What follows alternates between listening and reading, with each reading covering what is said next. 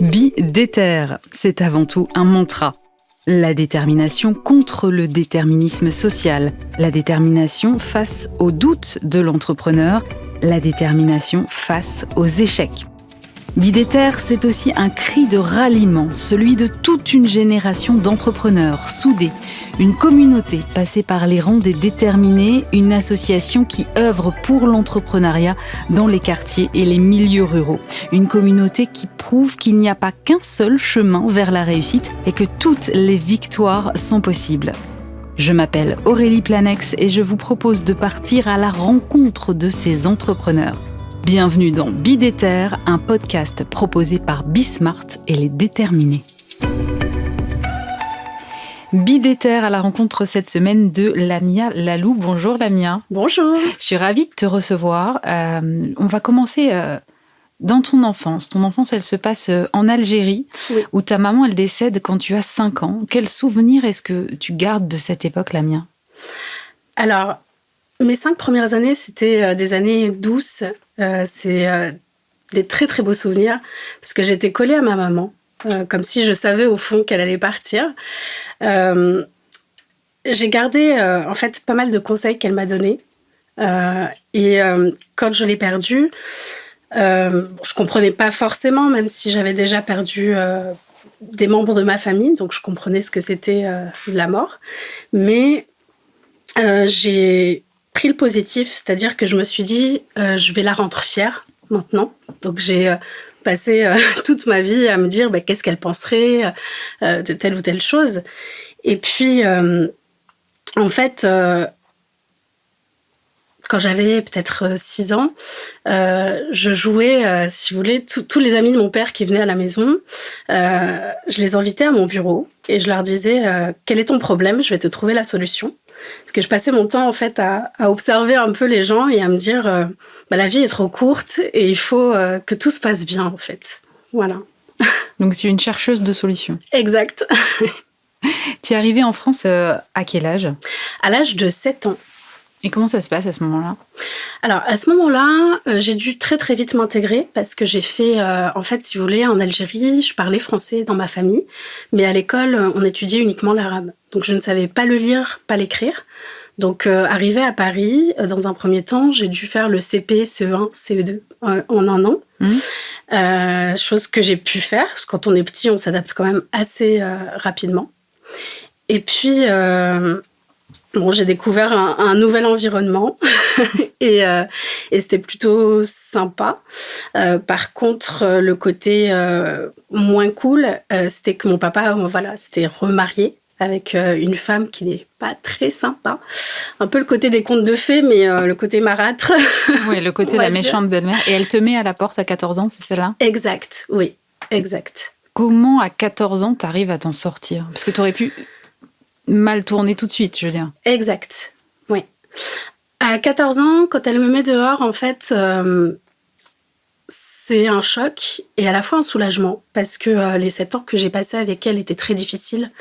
On était avec ma sœur, parfois on n'avait pas le droit de sortir de notre chambre, on mangeait pas forcément à notre faim. Enfin, c'était beaucoup de choses qui étaient difficiles. J'en ai quand même fait une force parce que dans ma chambre, je me suis dit, qu'est-ce qu'il me reste à faire ? Étudier pour m'en sortir. Et donc, j'ai mis mon focus sur le fait de devenir indépendante le plus tôt possible. Et quand elle m'a mise à la porte, mon papa n'était pas là. Il était bloqué en Algérie. Donc, il y a eu un gros quiproquo. Moi, je pensais qu'il s'en fichait. Lui, il pensait que j'allais fuguer. C'était un peu compliqué. Et cette belle-mère m'avait fait croire que ma famille maternelle nous avait complètement abandonnés. Et j'avais découvert des lettres que ma famille nous envoyait. Et dans ces lettres, il y avait un numéro de téléphone.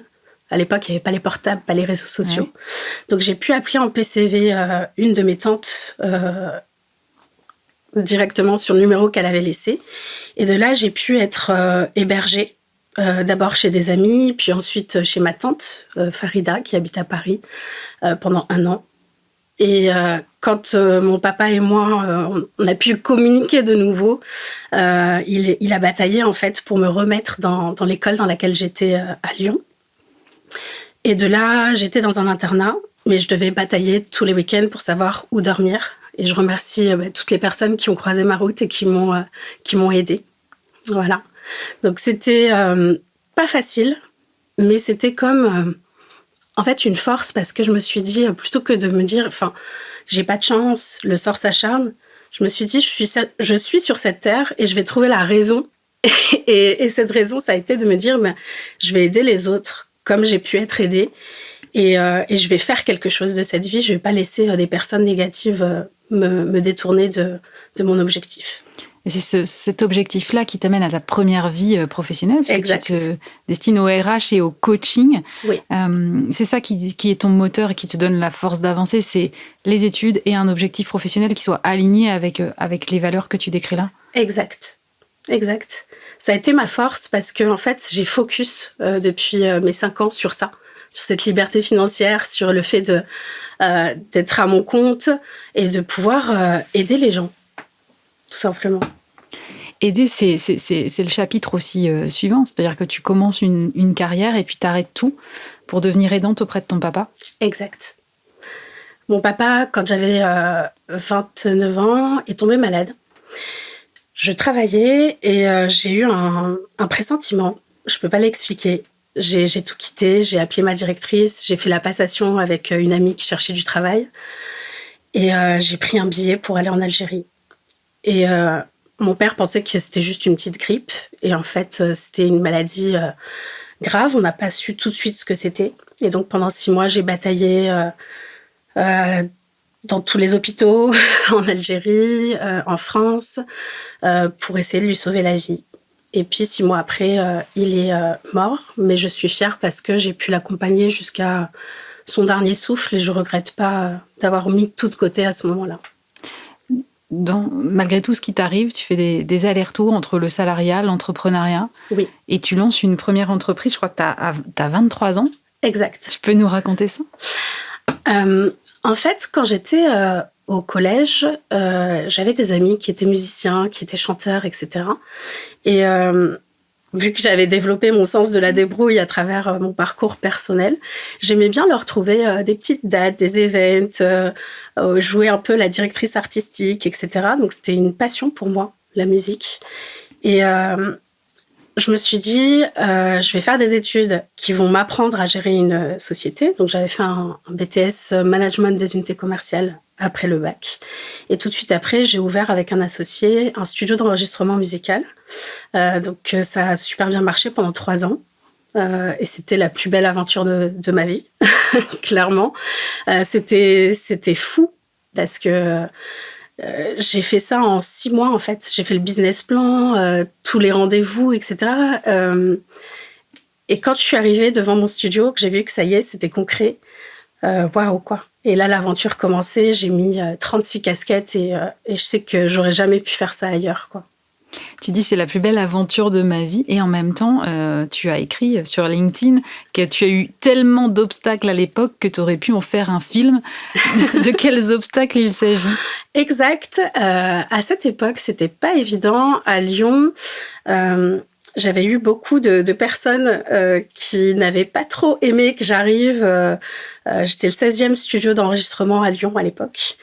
Et j'avais eu un peu la mafia qui me menaçait de fermer mon studio, qui venait casser les vitres tous les jours, qui me volait les clients à la sortie. Enfin, c'était très, très compliqué. Mon associé à l'époque, lui, il était plus côté artiste, donc il n'était pas impliqué comme moi dans le business. Donc, je devais redoubler d'efforts pour que ça fonctionne. C'était très éprouvant.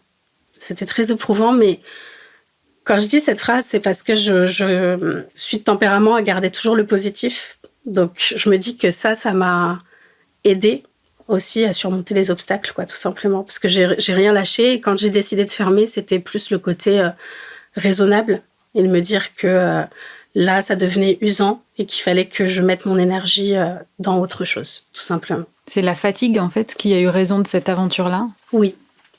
Clairement. Qu'est-ce que tu n'as pas su faire à ce moment-là ? Tu n'as pas su trouver l'équilibre vie pro, vie perso ? Tu t'es laissé dépasser par le projet ? Exactement. Je me suis complètement laissée dépasser. Je dormais 2 heures par nuit. Je travaillais vraiment non-stop, en fait. Je m'occupais absolument de tout dans cette entreprise. Et j'étais à un stade où j'avais même plus de force, quoi, pour continuer. Mais aujourd'hui, c'est des leçons parce que je me suis promis à moi-même, dans mes nouvelles aventures entrepreneuriales, de me ménager et de comprendre que c'est un marathon, que c'est pas un sprint, quoi, tout simplement.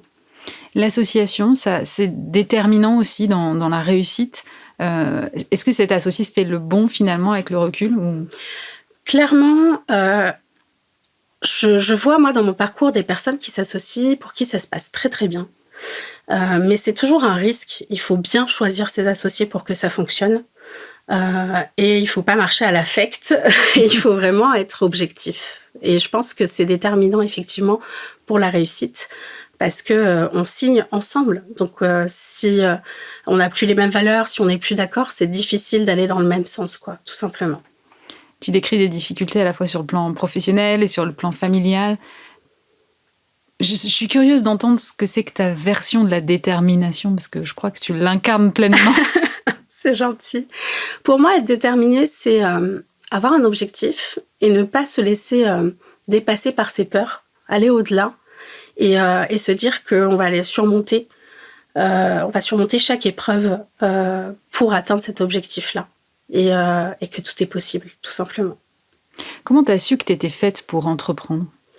Je l'ai su très tôt parce que je rentre pas dans les cases.